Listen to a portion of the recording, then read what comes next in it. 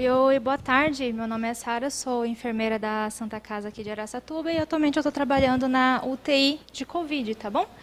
Então agora a gente vai falar um pouquinho sobre a mobilização dos pacientes diagnosticados com Covid e a gente vai falar especificamente sobre a prona, tá? A técnica e as indicações.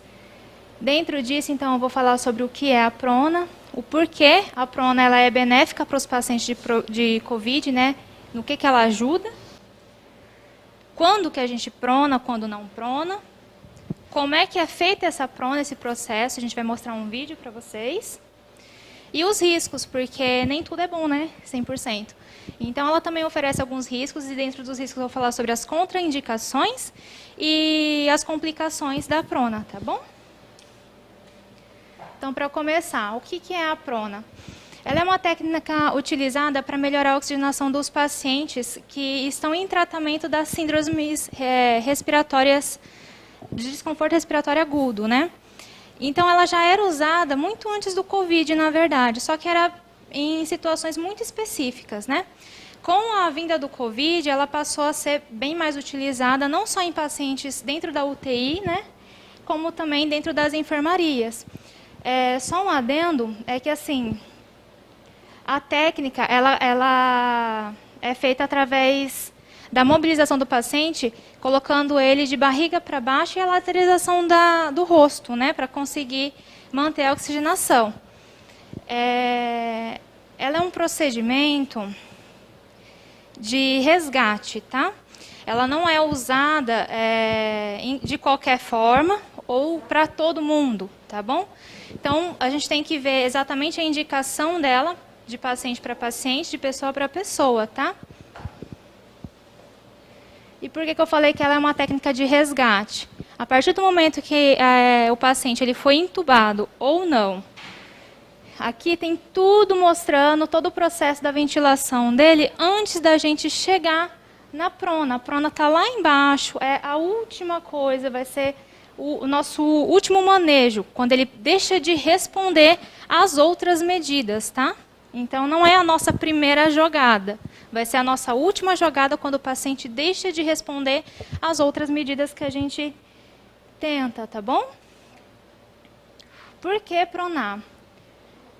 A prona está relacionada nos estudos com a redução da mortalidade. Como é que ela faz isso? A prona ela distribui de forma mais homogênea, né, a ventilação no pulmão do paciente e melhorando a relação da ventilação com a perfusão, tá? Consequentemente, melhorando a oxigenação. Além de melhorar também a mecânica pulmonar e da parede torácica, tá bom? Então, ela permite uma melhor expansão do pulmão e o paciente ventila melhor, tá bom? O que é o Covid? O Covid ele é uma infecção pulmonar, certo? Como toda infecção, ele causa dano ao nosso pulmão, no caso, ele deixa o nosso pulmão edemaciado, tá bom? E esse pulmão edemaciado ele fica mais pesado, fazendo com que aonde era para ter ar, passa a ter líquido. E isso na região que a gente chama de dependente, que é justamente a região onde acontece as trocas gasosas, né? Onde tem o maior fluxo sanguíneo. E aí aumenta a densidade do pulmão. Então, aquelas imagens que a gente vê de um pulmão todo consolidado, bem esbranquiçado, é justamente esse edema, tá? E nessas áreas de maior fluxo sanguíneo, é justamente as áreas que a gente usa para respirar. Por isso que o paciente ele sofre com uma hipóxia muito grande, tá bom? Na região que é mais superior do pulmão, a gente chama de região de... Ô, meu pai. Região... Espaço morto fisiológico, né? Que a gente ela é ventilada, mas ela não é perfundida, né? Não é muito bem perfundida porque não tem tanta circulação do fluxo sanguíneo. Então, o que acontece? O paciente, justamente na área que ele consegue ventilar, não é a área que ele está conseguindo fazer as trocas gasosas por conta desse edema. Aqui, o que acontece com a prona, então? Na prona, acontece a homogeneização, entendeu? Desses alvéolos, e aí o paciente ele respira melhor. Aqui representa um pulmão sem a caixa torácica, sem a gravidade, tá bom? Aqui, esse vermelho é o nosso pulmão dentro da caixa torácica, e aqui o terceiro já é a aplicação da gravidade. Quando a gente posiciona o paciente numa posição de prona, vai acontecer a homogeneização, porque os alvéolos que estavam colapsados, que são os alvéolos dorsais, tá? Os alvéolos da nossa base, eles começam a abrir, tá bom? E aonde que estava aberto, que eram os alvéolos da região superior, que era o nosso espaço morfofisiológico, ele colapsa e aí existe essa homogeneização, tá bom? E quando que a gente faz a prona? A gente vai usar a prona quando o paciente ele deixa de responder, né, ao nosso suporte ventilatório. Não só para pacientes intubados, como também nos pacientes que estão em uso de oxigenoterapia, tá bom? Como é que funciona isso? Quando a gente ventila um paciente que está em ventilação mecânica, a gente usa parâmetros que não lesem ainda mais o pulmão dele, pensando já que o paciente já está sofrendo com uma degradação daquele órgão, certo? Então, a gente tem que ventilar o paciente de forma protetora. Quando ele começa a pedir, né, ele precisa oxigenar de uma forma maior, e pedindo uns parâmetros maiores, né, que no caso lesariam ainda mais esse pulmão, a gente sai da ventilação protetora. Então, nesse momento, a gente pensa na prona, no aumento da PIP também, que está englobado nessa ventilação protetora também, e quando o paciente ele requer muita manobra para recrutação alveolar. Então, nesses momentos, a gente prona o paciente. Sara, mas só nesse momento? Não. Quando a relação da pressão de oxigênio com a FI fica menor do que 150, o resultado disso é menor do que 150, a gente também prona. Mas como é que eu vou saber qual que é a pressão de oxigênio pela FI do paciente? A gente tem que pegar a gasometria, né? Ver o resultado da gasometria, e lá na gasometria vai ter a pressão de oxigênio. E a FI, Sara? Vai estar na ventilação mecânica. Mas meu paciente não está em ventilação mecânica, meu paciente está consciente. Nesse caso, a gente vai pegar quantos litros a gente está oferecendo para essa pessoa, tá bom? E o importante é a gente sempre anotar. Colheu gasometria, tem que ter anotado qual que foi a FI de O2 que a gente fez essa coleta ou que coletaram, para a gente poder ter um parâmetro, para a gente saber se o paciente ele respondeu ou ele não respondeu à prona. Caso contrário, não vai adiantar. Então, a gente prona o paciente se tiver com uma relação abaixo de 150. Por quanto tempo a gente deixa um paciente pronado? O ideal é que as pronas elas se iniciem nas primeiras 12 a 24 horas do início de sintoma respiratório, tá bom? Depois disso, não pode pronar? Pode, deve, só que a melhor resposta do paciente vai ser ainda dentro desse período, tá bom? De 12 a 24 ou até 48 horas. A gente mantém um paciente pronado, na literatura fala a partir de 12 horas, tá? Então, a gente tem um mínimo de 12 horas para deixar um paciente pronado. Paciente em ventilação mecânica, tá? E até 21 horas. O que a gente mais usa são as 16 horas, tá bom? A gente fica ali no meio termo, então. E a gente só mantém a prona se a relação da pressão de oxigênio pela FI aumentar acima de 150 ou se ela tiver um aumento de 20 milímetros de mercúrio. Também, se a pressão de oxigênio tiver um aumento de 10 milímetros de mercúrio, aí a gente mantém a prona. E aí a gente vai fazendo essa reavaliação a cada 6 horas. Então, o paciente pronou o paciente, colhe uma gasometria antes, para a gente ter um parâmetro, para ver se ele vai responder à prona. Depois que pronou, vai fazer outra coleta de gasometria, depois de um determinado tempo, para a gente ver se esse paciente está responsivo à prona ou não. E a gente vai mantendo ele em prona se a relação for aumentando. Então, tá bom? E essa avaliação vai ser a cada 6 horas. E quando que eu prono de novo? Beleza, fez lá às 16 horas, 20 horas de prona. tirei o paciente da prona, voltei para a posição supina. Prono de novo?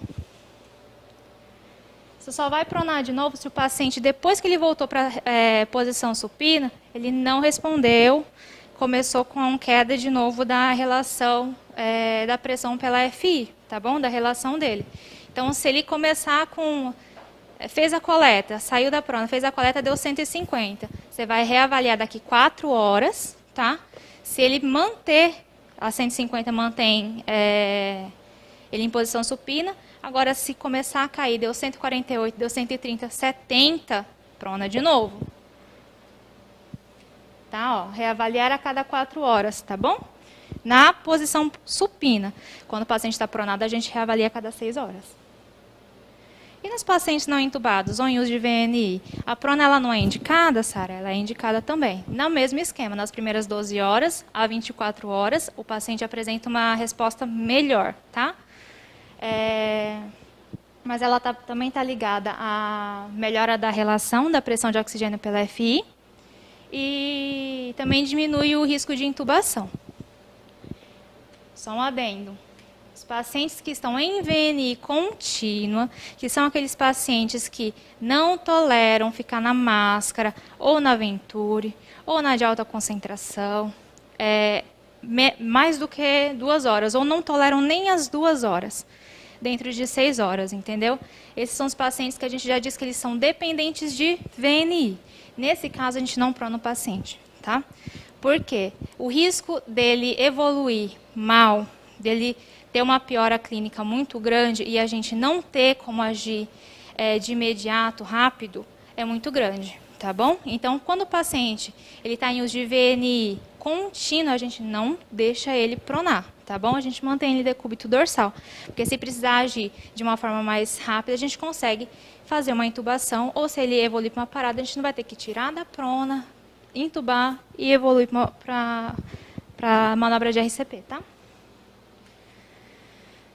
Então, nos pacientes não intubados, como é que funciona a prona? A gente não vai deixar um paciente que está consciente, ainda se alimenta, ainda está fazendo diurese em papagaio ou alguma coisa do tipo, 12 horas, 16 horas pronado, não convém, né? Então, a prona deles é um pouco diferente, é de 30 minutos a 2 horas, tá? Então, o que a gente faz? A gente orienta eles ou até auxilia eles na prona. De meia hora a 2 horas. E a cada 2 horas fazer a mudança de decúbito. Começou na prona, vai para decúbito lateral esquerdo, depois vai para decúbito lateral direito, tá bom? E o importante é que cada vez que a gente faz a mudança da prona, orienta o paciente a fazer a mudança da prona para um outro decúbito, independentemente de ser de qual lado, ele tendo feito essa mudança, a gente, 15 minutos depois, tem que fazer a avaliação desse paciente, tá? Porque, às vezes, o paciente, ele tem um pulmão mais comprometido do que o outro.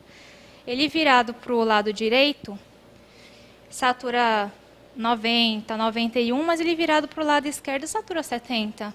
Então, a gente tem que ter atenção nesse momento, tá bom? E a prona também, sempre em decúbito 0. E quando ele for ficar na posição dorsal normal, sempre manter o decúbito um pouquinho elevado, tá? Ou da forma que ele tolere melhor, tá bom? Só não pode esquecer da reavaliação a cada 15 minutos depois da mudança de decúbito. E aqui tem um esqueminha que a gente pegou para mostrar para vocês como é que funciona, então, quando que a gente prona, tá? A gente sempre avalia o paciente. Tem indicação para prona? O paciente tem indicação para prona? Se não tem, a gente mantém em decúbito dorsal. Se ele tem, a gente faz a coleta de gasometria 1 hora antes da prona. Por isso que eu falei, a prona, ela é uma manobra de resgate, tá? Ela é uma coisa feita com programação, porque existe todo um checklist, todo uma coisa acontecendo para a gente poder fazer essa prona, tá bom? Então, a gente vai, se tem indicação para prona, a gente vai coletar uma gasometria arterial 1 hora antes do início da prona, tá? Se tiver ocorrência no momento da prona, a gente vai voltar ele de imediato para a posição de supino. Se não tiver intercorrência, a gente vai manter ele na prona e recoletar uma outra gasometria depois de 1 hora ou de 30 minutos da estabilização dele. fez essa coleta dessa gasometria. A relação da pressão de oxigênio com a FI tá legal? Está acima de 150? Aumentou 20 milímetros de mercúrio? Então, a gente mantém a prona. Ou então, aumentou a pressão de oxigênio? Então, a gente mantém a prona, tá bom? E aí, mantendo a prona, a gente vai fazer uma reavaliação a cada 6 horas. Agora, se ele não respondeu nessa primeira gasometria na primeira hora, a gente já conversa, né, com uma equipe multi para ver se dá um pouco mais de tempo para esse paciente ou se a gente realmente retorna ele para a posição supina, tá? Deu as 16 horas, então, eu retorno o paciente para a posição supina e reavalio a cada 4 horas. Se a relação dele mantiver acima de 150, aí a gente não prona de novo, tá? A gente só vai reavaliando. Se der menos do que 150, a gente faz a prona novamente. Aqui a gente vai falar sobre como é que é a prona propriamente dita, tá bom? Então, aqui eu vou falar sobre como é que é um checklist, tá? Bem grandinho. Sobre como é que é feita a prona, o antes da prona, como é que é feita a prona propriamente dita, que é durante a prona, e após a prona, tá bom? Então, reforço, não tem como fazer, resolver pronar o paciente de uma hora para outra, porque existe esse checklist que precisa ser seguido para que essa prona seja realizada de uma forma segura, tá bom? Não só falando da dificuldade e dos problemas que podem acontecer na prona, durante a prona, né, durante o procedimento, como também a estabilização do paciente ao longo do momento, a partir do momento que ele for pronado, tá bom? Então, antes da prona, preciso garantir que meu paciente esteja estável, tá? E quando eu falo estável mantenha uma pressão arterial boa, que é acima de 65 milímetros de mercúrio, tá bom? Isso em uso ou não de drogas vasoativas. Fazer a coleta de gasometria arterial 1 hora antes da prona e a pausa da dieta 2 horas antes da prona, tá bom? Tem alguns outros lugares da literatura que falam que dá para a gente parar a dieta um pouco antes de realizar a prona.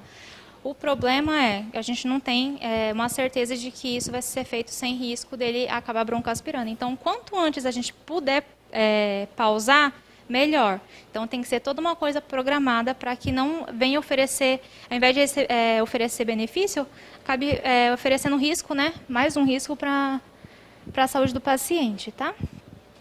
A gente tem que providenciar os coxins, tá bom? Os coxins que são obrigatórios numa prona são tórax, cabeça e na pelve, tá bom? Se a gente conseguir os outros coxins, que são o dos joelhos, que é da perna, na parte anterior da perna, e do punho, é melhor, tá?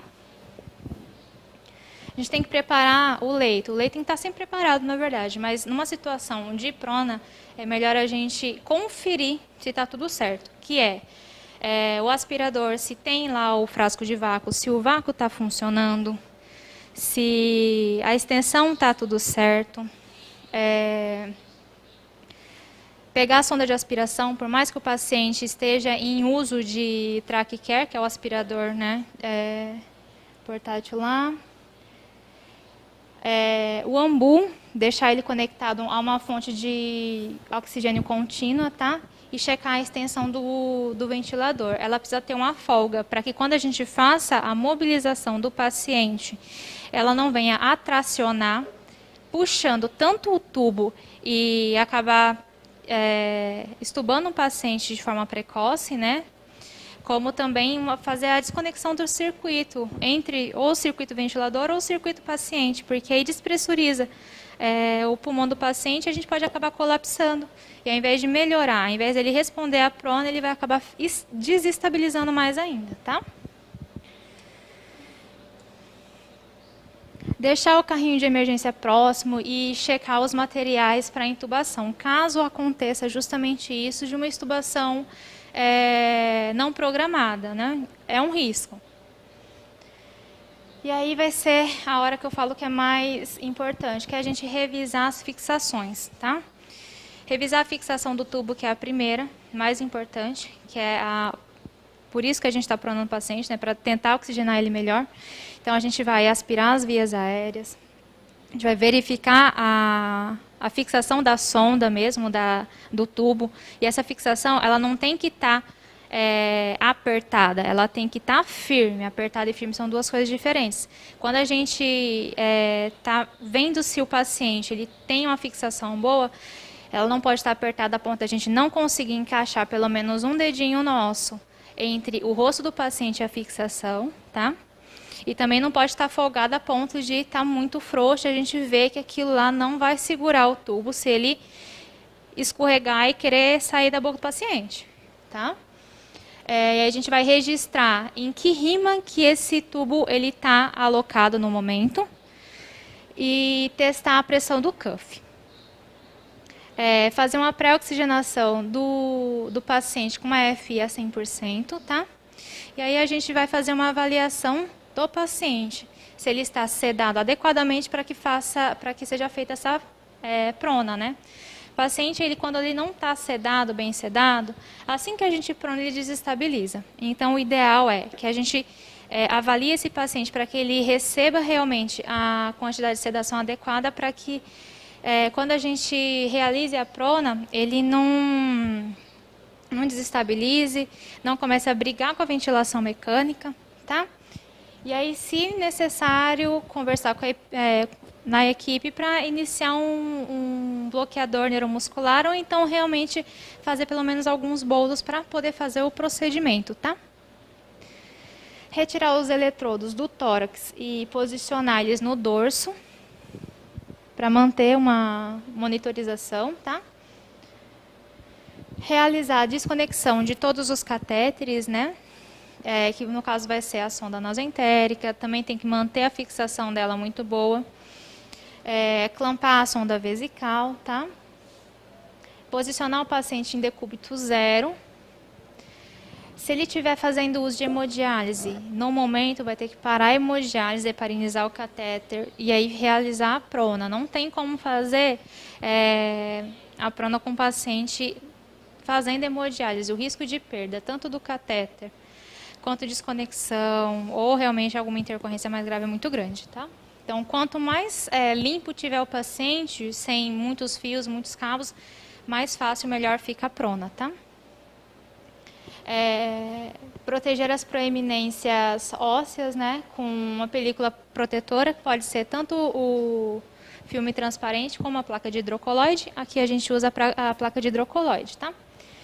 E realizar a hidratação ocular e proteção dos olhos. E por último, a gente checa se a cama está travada, para quando a gente não for fazer mesmo a mobilização do paciente, não acontecer da cama deslocar para algum dos lados e o paciente acabar caindo, tá? Aí a gente vai realizar a desconexão dos catéteres, pausando as infusões, só um adendo. Quando a gente para as infusões, a gente tem que prestar atenção se o paciente está fazendo uso de drogas vasoativas, tá? Droga vasoativa em alta dosagem a gente nunca desconecta, porque o risco do paciente desestabilizar por ficar 2 minutos sem essa droga é muito grande. Então a gente não desconecta. O que a gente desconecta normalmente são as sedações, tá? Fazer a desconexão da sonda nasoentérica. E aí a gente vai para o durante mesmo, a prona propriamente dita, tá? A técnica mais utilizada seria mesmo o envelopamento, que consta em você colocar um lençol por cima do paciente e deixar ele bem envelopadinho assim, tá? Como é que a gente faz isso? Você pega um lençol, tem que ser um lençol mais firme, um lençol mais grossinho, que garanta que o paciente não vai... O peso do paciente não vai rasgar o lençol ou a gente não vai rasgar o lençol na hora de virar, tá? A gente vai enrolar o lençol que a gente acabou de posicionar em cima do paciente com o lençol que já vai estar no leito dele, tá? Enrolando um dentro do outro, fazendo um rolinho onde a gente consiga pegar, tá bom? Vai realizar o deslocamento do paciente em 3 momentos, tá? O primeiro deslocamento vai ser trazendo para um dos lados da cama. sempre o lado contrário ao lado do ventilador mecânico, tá? Porque na hora de virar, a gente vira ele virando para o lado do ventilador mecânico, justamente para não correr o risco de tracionar, tá? Então, a gente vai trazer ele para um dos lados da cama, contrário à ventilação mecânica, seguido de uma lateralização e colocação dos coxins, tá? No tórax e na pelve. E aí, a prona propriamente dita, tá? E aí, na prona, a gente só tem que tomar cuidado para, na hora de pronar o paciente, ele ir alinhadinho, tá? Não deixar o paciente todo torto no leito. Feito a prona, a gente tem que posicionar a cabeça do paciente lateralizada, tá? E assim que a gente posiciona a cabeça do paciente lateralizada, isso vai dizer também pra gente qual dos membros que a gente vai elevar para cima, tá? Porque na prona a gente usa a posição de nadador, que a gente chama, né? Então, a cabeça ela guia qual dos membros vai acompanhar, tá bom? Então, se eu estou virando a minha cabeça para o lado esquerdo, o braço que vai acompanhar vai ser o esquerdo. Enquanto isso, o braço direito vai do lado do corpo do paciente, tá? Abaixado, mantendo ele abaixado, tá? A gente eleva a cabeceira do paciente para alinhar bem a coluna, se for necessário, tá? E aí a gente vai ver de paciente para paciente. E posicionar a cama em Trendelenburg reverso. É uns 20, a literatura fala até 30 graus, tá? Depois a gente vai falar um pouquinho sobre o benefício desse posicionamento de Trendelenburg a 20 graus reverso, tá? A 20 graus Celsius. Aqui eu coloquei um videozinho para vocês verem de uma prona acontecendo, tá bom?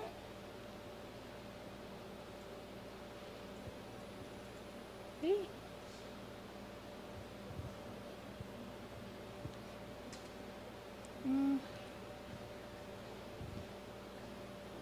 é que eu dou o enter aqui?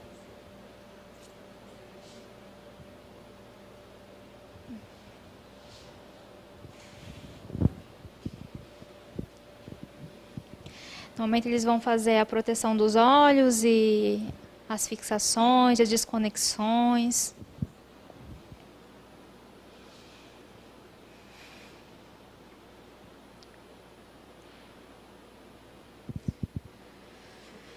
Os pacientes que usam PAI, a gente também consegue que a pressão invasiva, tá? Arterial invasiva. Também a gente consegue fazer a desconexão, tá? Para evitar a perda, porque senão o paciente sangra bastante. O paciente de Covid sangra bastante.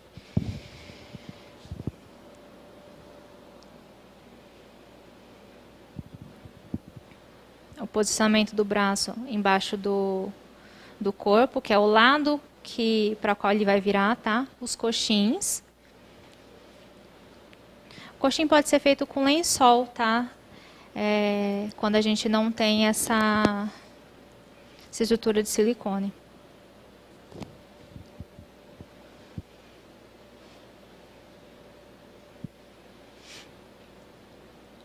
Põe um lençol em cima dele e já vai dobrando as pontas, enrolando uma dentro da outra.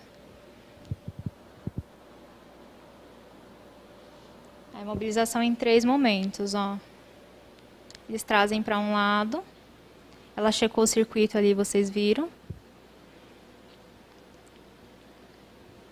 E a prona.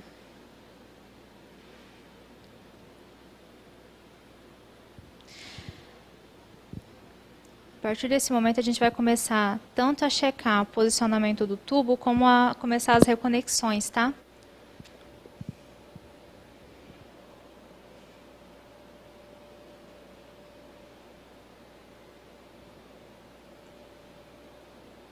Colocando o coxim da cabeça.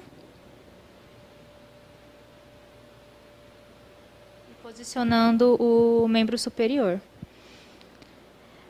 Percebe que é do mesmo lado para o qual ela direcionou a cabeça.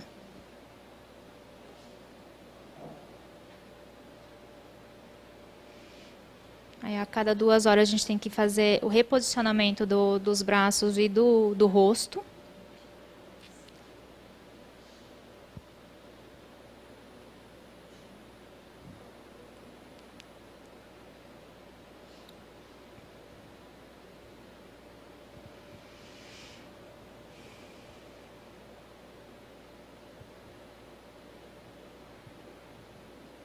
Aí, deixando livre a via aérea, viu? Importante.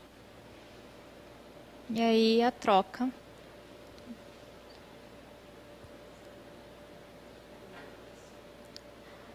Aqui eles estão usando só os 3 coxins e aí eles colocaram mais um na parte anterior da perna, tá bom?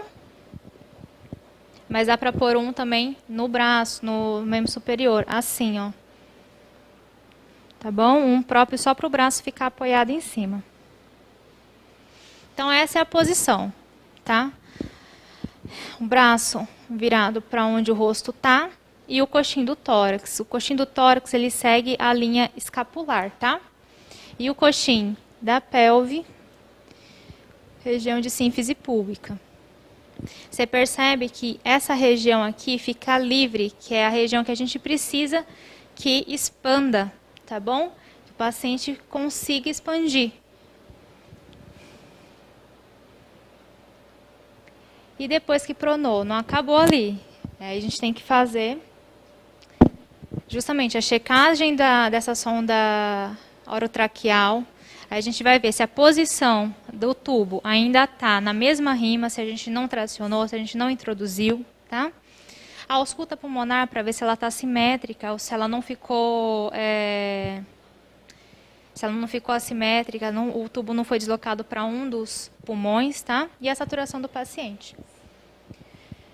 A gente vai começar a reconexão dos dispositivos, que é da sonda entérica, mas a sonda entérica a gente vai só ligar, voltar ela na dieta. A gente não vai iniciar a dieta, tá? Os equipos e abrir a sonda vesical. A dieta a gente só vai retornar depois de 1 hora da prona, tá? E quando a gente retornar, a gente não vai retornar na mesma vazão que ela estava sendo infundida em decúbito ventral, tá? Ela vai ser reduzida a uma infusão baixa, tá? Que vai ser de até 20, 21 ml horas, que é o que a gente usa, tá bom? E aí, feita a prona, 1 hora depois ou meia hora depois da estabilização do paciente, a gente faz uma coleta de gaso para ter o controle, para ver se esse paciente está respondendo, ele é responsivo ou não à prona. E aí a gente reavalia a cada 6 horas. E a mudança de decúbito do rosto é a cada 2 horas, tá? Isso é muito importante porque a gente evita a lesão, principalmente em face, tá? E edema. Tá, mas e aí? Quando que eu interrompo a prona? A gente vai interromper a prona quando o paciente ele não atinge os parâmetros que a gente citou anteriormente, ou seja, a relação dele não subiu. Se na primeira gasometria da primeira horária a saturação dele, a relação dele não subiu, aí a gente interrompe a prona, tá? Ou se houver uma piora, que também pode acontecer, na relação da pressão com a FI em 30 milímetros de mercúrio. E tem outras também motivos pelos quais a gente interrompe a prona, que são assim, meio óbvios, mas é bom falar. Que a extubação não programada, a gente vai voltar de imediato o paciente para a posição supina, tá? A obstrução do tubo endotraqueal, hemoptise, lembra que eu falei que esse paciente sangra bastante, tá? A gente tem que ficar atento. Saturação periférica abaixo de 85, ou então quando a pressão de oxigênio ela fica menor do que 55 por muito tempo, tá? Uma PCR. Quando a frequência cardíaca está menor do que 30, porque a gente já é quase uma PCR, né? O paciente está com uma frequência cardíaca abaixo de 30, ele logo para. Uma pressão arterial sistólica menor do que 60, tá? E os riscos. A prona ela é muito benéfica quando ela é usada da maneira certa, no momento certo, para o paciente certo, e quando a gente sabe avaliar se o paciente está responsivo ou não a essa prona. No momento certo também, no tempo certo. Porque se a gente acaba insistindo muito e o paciente não está responsivo, a gente pode acabar piorando o quadro clínico do paciente, tá? Então, a gente vai falar agora um pouquinho sobre as contraindicações da prona. A gente tem dois tipos de contraindicações, na verdade duas classes, que são as contraindicações absolutas, que são bastante óbvias, e tem as relativas, que é uma lista bem grande. Eu dei uma enxutada para os momentos em que a gente mais vê, mais vive, tá bom? E consegue falar, ó, as absolutas são as arritmias graves. Então, quando o paciente, tanto quando ele está com uma bradicardia, né, como a gente falou anteriormente, uma frequência de 30, uma frequência de 40, ou quando o paciente ele apresenta uma FA, né, que a gente chama uma frequência acima de 150, 180, 200, e acontece muito, tá? Nesses momentos a gente precisa retirar o paciente da prona. As fraturas pélvicas, pressão intracraniana não monitorada ou então muito aumentada, as fraturas vertebrais instáveis, as estomias recentes e peritoneostomia também, peritoneostomia recente. E as relativas, que foi a que eu falei que eu dei uma enxutada, tá? Para as que são mais comuns, que acontecem mais. O difícil manejo de vias aéreas, como eu falei, em caso, por exemplo, do paciente que está em VNI, vai ficar difícil da gente conseguir manejar essa via aérea com urgência, tá? Traqueostomizado a menos de 24 horas, quando o paciente ele tinha um dreno de tórax com vazamento, tá? Quando o paciente ele fez uma cirurgia oftalmológica ou está com a pressão intraocular aumentada, a gente vai falar um pouquinho mais na frente também a respeito disso. Quando ele apresenta alguma instabilidade hemodinâmica ou uma PCR recente, tá? Naquele mesmo dia ou curto período de tempo atrás. Hemoptise maciça ou hemorragia pulmonar, né? Que requer um procedimento cirúrgico intervencionista de urgência. Em uso de hemodiálise contínua e as gestantes, tá? Nesses daí a gente não vai pronar. E as complicações são várias. E as duas que mais, as três, na verdade, que mais acontecem, eu coloquei numa corzinha diferente, que é o edema, principalmente o edema facial e dos membros, tá? Superiores principalmente. Mas também pode acontecer o de tórax e o de via aérea. E as lesões por pressão, que a gente também vai destrinchar um pouquinho. Hemorragia conjuntival, justamente devido à prona e à gravidade juntas, elas aumentam demais a pressão orbital, tá? Então, elas acabam gerando não só o edema na face orbital, como também hemorragia conjuntival e pode até levar a uma lesão de córnea, tá? Compressão dos nervos e vasos retinianos, obstrução, o pinçamento ou deslocamento do tubo, que a gente já falou, que a intubação pode ser seletiva ou então uma intubação não programada, tá?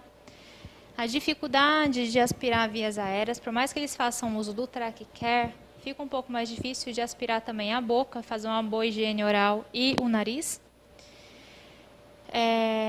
Uma hipotensão transitória ou uma queda de saturação periférica e a piora da troca dos gases. Pneumotórax também acontece. A obstrução ou pinçamento dos drenos, tá? Ou catéteres. A gente tem que tomar muito cuidado justamente para não perder nesses momentos de prona, tá? Esses dispositivos. Os eventos cardíacos, que a gente já falou anteriormente, que é muito comum as FA ou então as bradicardias, tá? Trombose venosa profunda. O deslocamento de sonda vesical de demora e nasoentérica, que acontece demais. De vesical de demora é um pouco mais difícil, mas a nasoentérica acontece bastante no momento de virar o rosto. A gente acaba prendendo a sonda em algum dispositivo, ou mesmo a nossa própria mão, e vira a cabeça do paciente tracionando a sonda. Acontece bastante, então é uma complicação. Intolerância à nutrição enteral, por isso que quando ela retorna numa vazão mais baixa, né, que é de até 21 ml horas, E tem paciente que não tolera o início da dieta em posição de prona, que ele sempre evolui com uma êmese, tá? Ou complicações alimentares. Necessidade de uma sedação maior e um bloqueio neuromuscular, que foi o que a gente também falou anteriormente. A gente tem que sempre avaliar se o paciente está bem sedado para realizar a prona, né? Ou se após a prona ele não evolui com desconforto respiratório. Porque se ele evolui com desconforto respiratório, ele não vai atingir o que a gente precisa de oxigenação, provavelmente evoluindo até com uma hipóxia, e aí a prona, ela, ao invés de ser benéfica, ela acaba sendo péssima para o paciente, né? Ela acaba desestabilizando ainda mais. E a dificuldade de instituir ressuscitação cardiopulmonar. A ressuscitação cardiopulmonar na prona tem pouquíssima na literatura, mas o pouco que tem, a indicação que tem é se o paciente ele está pronado e ele evolui para uma PCR, é indicado iniciar a PCR com ele ainda em posição de prona. Se ele não responder dessa forma, aí a gente retorna ele para decúbito ventral, ou então, na troca de um ciclo para outro, a gente faz a mudança de decúbito dele, tá? E aí segue a PCR normalmente. E as complicações. Dentro das complicações, eu vou falar um pouquinho sobre as lesões por pressão, tá? E o edema. Então, na posição de prona também acontece lesão por pressão, como também acontece quando a gente está em decúbito ventral, né? A diferença é que a gente não tem as mesmas áreas de pressão, que são comuns, né? Que a gente já está acostumado, que é a sacral, a interglútea, trocantérica, escapular, occipital, calcâneos, né? A prona, ela faz uma divisão diferente do peso ao longo do nosso corpo, né? E também do fluxo sanguíneo e linfático, principalmente da face, que gera isquemia e necrose. As áreas que são mais acometidas num paciente que está pronado é a face, o tórax, o joelho e o dorso dos pés. Então, eu vou falar um por um aqui de como é que a gente pode evitar essas lesões, tá? O uso dos coxins, eles não estão ali à toa, eles não estão ali pura e simplesmente para descomprimir o tórax também. Eles são usados como fontes de alívio de pressão, tá? Então, o uso do coxim no tórax, ele vai aliviar a pressão tanto do tórax quanto da mama, tá? E o coxim usado na pelve, ela vai descomprimir bastante a região abdominal, que melhora a expansibilidade pulmonar. E o do rosto?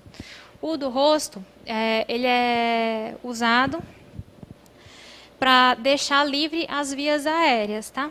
Então, assim, o coxim ideal para o rosto, ou é aquele, como a gente viu no vídeo, que tem uma abertura lateral, ou é um coxim um pouco menor, tá? Que abranja só a região auricular, tá? O posicionamento da cama em Trendelenburg reverso a 20 ou 30 graus. Isso diminui o risco de broncoaspiração e também do edema facial. E a mudança de decúbito no rosto evita as lesões justamente no pavilhão auricular, né, o auditivo, na face lateral e no mento, tá? Que são as áreas que a gente percebe que mais sofrem quando o paciente está pronado, né? Que os pacientes eles ficam com acaba dando bastante lesão na região do rosto, face, tá bom? Região de mento. E o cuidado com os olhos, eles são importantes por conta da força gravitacional, né? Que aumenta a pressão orbital, como a gente já tinha falado anteriormente. E aí causa um edema conjuntival, a hemorragia e a lesão da córnea. Nesse caso, o Trendelenburg também ajuda bastante por conta disso. Com o posicionamento um pouquinho superior, não deixando ele a 0 graus, ajuda, né, o sistema linfático, tá bom? Da região do rosto. E aí diminui um pouquinho o edema. A fixação dos tubos, do tubo, né, e das sondas. Elas precisam ser feitas deixando elas bem centralizadas, tá? O tubo, então, ele tem que permanecer centralizado para evitar lesão na mucosa labial e na nasal também. A sonda nasoentérica ela tem que estar bem fixada a ponto de não sair, mas também não pode estar muito presa no nariz a ponto de elevar a narina do paciente e fazer uma lesão. A permuta dos membros superiores, que é justamente a mudança de decúbito a cada 2 horas, levando o braço na mesma direção do rosto, faz com que evite as luxações e as lesões por pressão nos membros superiores também, tá? Tem alguns estudos falando a respeito de tendinite por conta do ombro, tá bom? Do cotovelo. Então, é muito importante fazer essa mudança, tá bom? E a proteção das áreas de pressão, que a gente já tinha falado anteriormente. Aqui na Santa Casa a gente usa a placa de hidrocoloide, tá? As áreas de pressão são essas. A face, né, a lateral e o mento, principalmente. A região torácica. Nos homens, a gente percebe mais abaixo da linha mamilar, tá? Mas também pode acontecer no próprio mamilo. E nas mulheres, bastante no mamilo, tá? Ou então, quando a pessoa ela tem um seio maior, a gente percebe que fica tanto na parte superior do seio, quanto como se fossem assaduras na baixo do seio, tá? Nos joelhos e no dorso do pé. E é isso. Então, só lembrar vocês que, então, os pacientes da enfermaria, a única atenção que a gente tem que ter é orientar eles a realizar a prona de meia hora a 2 horas, tá? E fazer a avaliação a cada 15 minutos depois que ele fez essa mudança de decúbito, para a gente poder acompanhar a evolução desse paciente, se ele está mantendo um nível de consciência bom, se o padrão respiratório dele não mudou, se a saturação está boa. E nos pacientes que estão entubados, aí é um pouco mais, é um cuidado mais intensivo, né? A gente tem que fazer várias coletas de gasometria para acompanhar a evolução desse paciente e ter um olhar bastante clínico para ver se esse paciente está respondendo bem ou não à prona, né? Não só olhar a saturação. E realizar as mudanças de decúbito para não lesionar o paciente e ser mais uma porta de entrada de infecção para essa pessoa que já está com o sistema imunológico bastante degradado. E é isso. Obrigada.